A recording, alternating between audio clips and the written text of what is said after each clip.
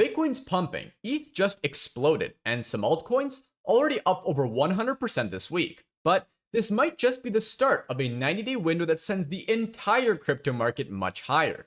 This isn't your typical retail-driven hype cycle. Something much bigger just changed. A surprise trade truce between the US and China has flipped global markets risk on, and crypto is one of the biggest beneficiaries.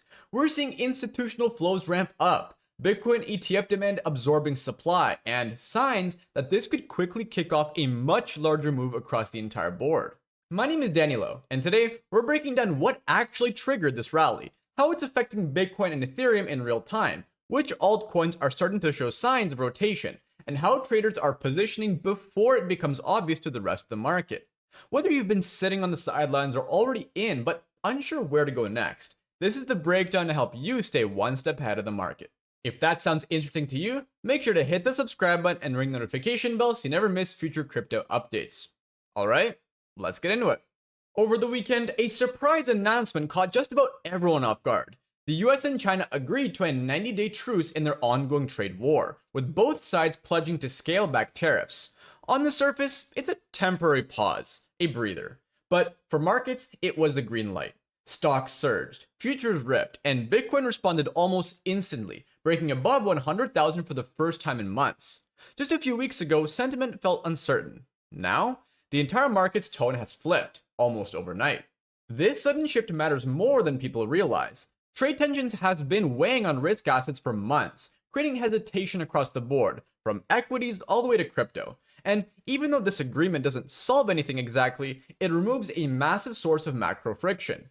When that friction disappears, capital starts to move. Hedge funds de-risk less, institutions redeploy, retail gains confidence, and in a market as reflexive as crypto, that's sometimes all it takes to kickstart a new wave of buying pressure. But here's where it gets interesting. The headlines didn't just report a pause in negotiations, they framed it like a massive breakthrough. Words like, quote, constructive, framework, and path forward were all over financial media.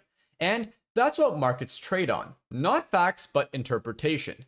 This framing gave traders something they've been craving, which was clarity.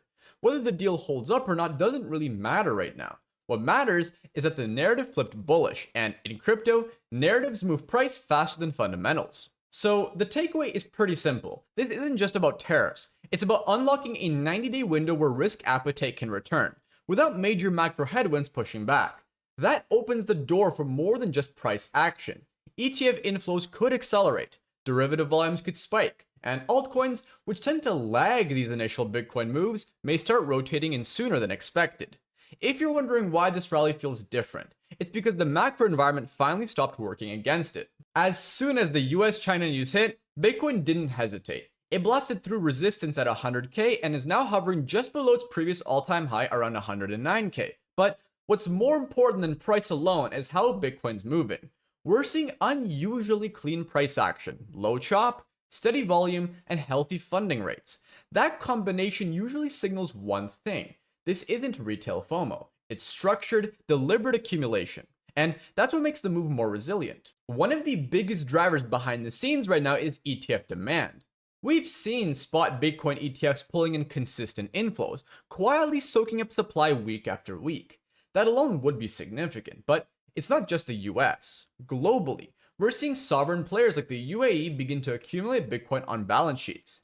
Some US states are doing the same. Combine that with Tether continuing to use profits to buy Bitcoin, and you have a new class of buyers who aren't flipping their bags next week. They're locking them up. Another overlooked factor is the funding rate environment. Despite the price pumping, funding across all major exchanges remains relatively low. That tells us the rally isn't being driven by overly aggressive leverage. In fact, with rates this low, it actually creates a setup for more upside because it means margin traders still have dry powder. The second this breaks past all-time highs and retail confidence floods back in, we could see a wave of new leverage chasing the move, and that's when things really go vertical. So, if you're wondering whether it's too late to get in, that's actually the wrong question. The right question is whether this is just the beginning of something much bigger. Right now, we're seeing a rare combination: structural demand, low speculative froth, and strong macro tailwinds. Bitcoin's already made its move, but this kind of environment tends to lift everything else too. If history repeats, Bitcoin leads first, but the real fireworks come in the rotation, and that might already be starting. While Bitcoin has been leading the charge, Ethereum quietly flipped the switch last week, and the move was anything but random. The Pectra upgrade went live, bringing a mix of staking improvements, better validator performance, and lower layer 2 fees. While upgrades alone don't always move the price, this one hit at the perfect time. ETH was heavily shorted going into the week, and as soon as momentum picked up, it triggered the largest short liquidation event on Ethereum since early 2023. Combine that with renewed spot demand, and you've got a recipe for a squeeze, which is exactly what we got. ETH surged over 30% in just a few days, outperforming Bitcoin for the first time in weeks. But the more important part isn't the size of the move, it's what came next. ETH's strength is one of the key signals that altcoin rotation may be starting. Historically, when ETH outperforms Bitcoin, it acts as a green light for capital to rotate further out on the risk curve, and we're already seeing it happen. Layer 2s like Arbitrum and Optimism had strong weeks.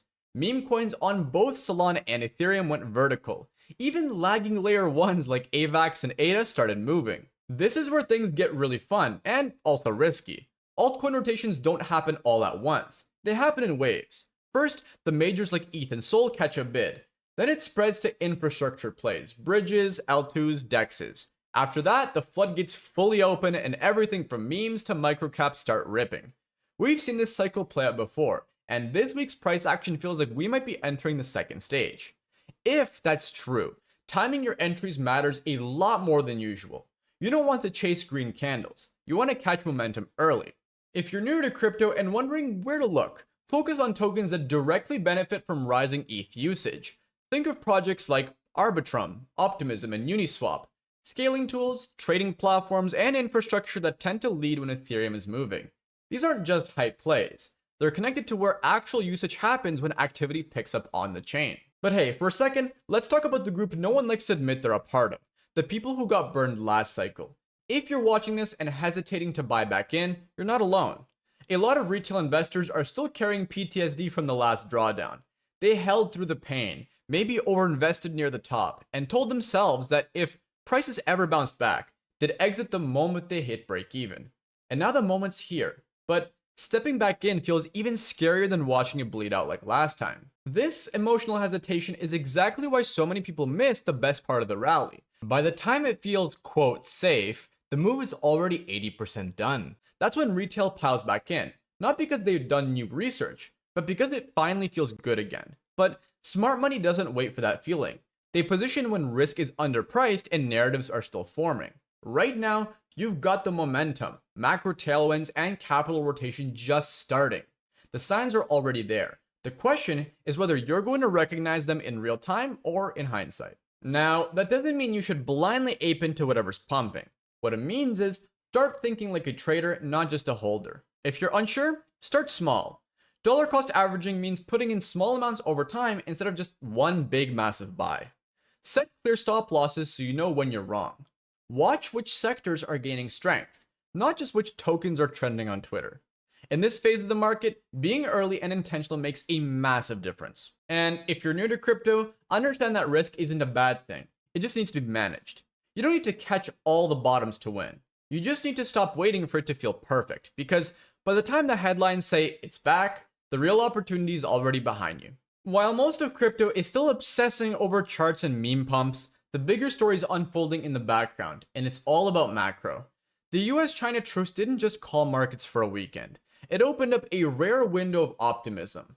With tariffs rolled back, supply chains stabilizing, and less political tension in the headlines, risk assets have room to breathe again. Stocks are green, commodities are leveling out, and in crypto, that kind of macro shift can act like fuel on a fire that's already been smoldering for weeks. What makes this window even more interesting is the timing. The US is about to release fresh CPI data. That's the monthly inflation report. If inflation comes in lower than expected, investors may start pricing in rate cuts or at least less pressure from the Fed. That leads to more liquidity, which is like oxygen for assets like Bitcoin and Ethereum. When money is cheaper to borrow and deploy, risk appetite increases, and that's when crypto tends to outperform almost everything else. We're also seeing ETF inflows rise again, especially for Bitcoin. Think of an ETF like a clean, regulated way for institutions to get exposure without buying Bitcoin directly. Every dollar that flows into these ETFs reduces the amount of circulating supply available on the market. And that supply shock can create some serious upward pressure, especially when it happens quietly over weeks or months. This isn't a hype pump, it's a structural setup. The big takeaway here isn't that a single CPI report or tweet will change everything. It's that for the first time in a while, crypto has a real window of macro breathing room, and those windows don't stay open forever. If this momentum holds, the next 90 days could be a massive opportunity. Not a guarantee, not financial advice of course, but the conditions are finally right for something bigger to unfold. We're in one of those moments that doesn't feel like a big deal until it's already behind us. Bitcoin's back above 100k. Ethereum's rotating strength into alts. Macro just flipped from resistance to support. And for once, crypto doesn't feel like it's swimming against the tide. It's easy to dismiss this as just another bounce, but when you zoom out, it looks more like the early stages of a full-on reset, and the smart money is already playing accordingly. The biggest mistake people make in crypto is waiting for confirmation. They want someone on CNBC to say, it's back, or for their Twitter feed to turn fully bullish again.